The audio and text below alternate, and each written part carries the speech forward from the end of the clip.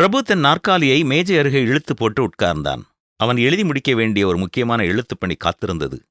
அவனுடைய மடிக்கண்ணனை உயிர் பெற்று வந்து கொண்டிருந்த நேரம் அவனுடைய கண்கள் மேஜையின் மேலிருந்த தூசியை பார்த்தது.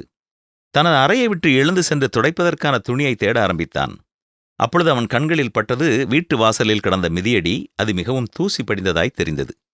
அதை எடுத்துக்கொண்டு போய் வெளியே தட்டப் போனான். வெளியே போனவன் செடிகளுக்கு தண்ணீர் ஊற்றாமல் இருந்ததை கவனித்தான். இப்பொழுது தண்ணீர் ஊற்றவில்லை என்றால் செடிகள் எல்லாம் வாடிப்போய்விடுமே என்று எண்ணினான். தண்ணீர் ஊற்றும் பொழுதுதான் எவ்வளவு களைகள் வளர்ந்து இருக்கின்றனவே, அதை இப்பொழுதே அகற்ற வேண்டும் என்று யோசித்தான்.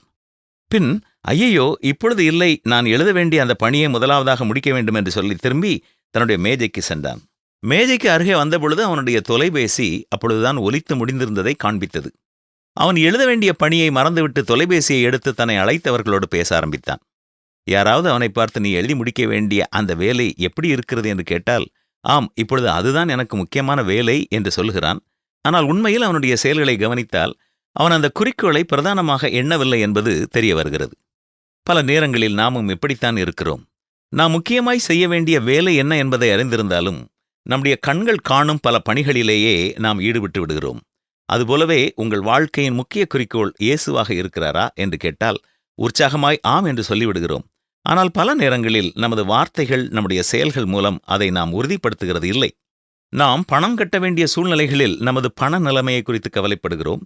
நமக்கு அறிமுகமான ஒருவர் நம்மை குறித்து ஏதோ குறைவாய் சொல்லிவிட்டால் உடனே நம்முடைய உணர்வுகள் வித்தியாசமானதாக மாறுகிறது. பெரிய விளம்பரங்களை பார்க்கும் பொழுது உலகப் பொருட்கள் மேலே ஆசை பற்றி எரிகிறது. அது தேவையில்லாவிட்டாலும் அதை வாங்க வேண்டும் என்ற எண்ணம் நமக்குள் உண்டாகிறது.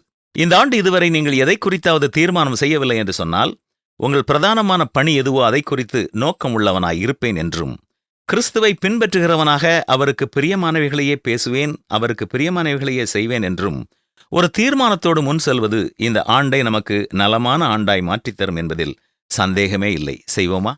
நீங்கள் கிறிஸ்துவுடன் கூட எழுந்ததுண்டானால் கிறிஸ்து தேவனுடைய வலது பார்சத்தில் வீற்றிருக்கும் இடத்திலுள்ள மேலானவைகளை தேடுங்கள், பூமியிலுள்ளவைகளை அல்ல, மேலானவைகளையே நாடுங்கள் என்பதுதான் பரிசுத்த வேதம் நமக்கு தரும் ஆலோசனை. என்ன, செய்வோமா?